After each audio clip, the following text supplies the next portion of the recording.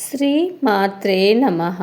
అందరికీ మాఘ పౌర్ణమి శుభాకాంక్షలు. మాఘమాసంలో వచ్చిన ఆదివారం మాఘ పౌర్ణమి.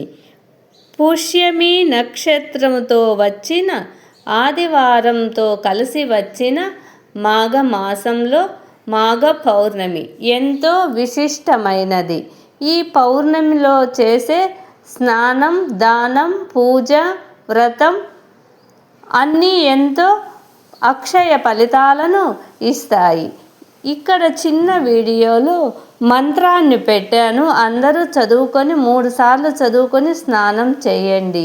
నేను లాంగ్ వీడియో పెట్టాను.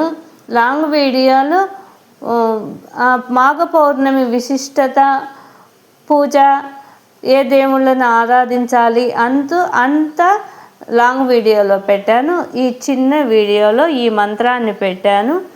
చక్కగా స్నానం చేసే ముందు చదువుకొని 3 సార్లు చదువుకొని స్నానం చేయండి.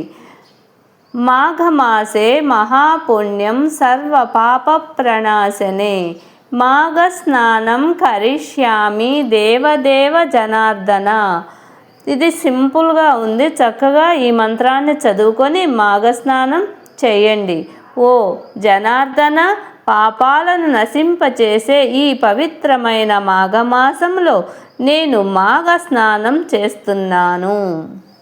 చిన్న వీడియో, లాంగ్ వీడియో 6 నిమిషాల వీడియో పెట్టాను, చూడండి.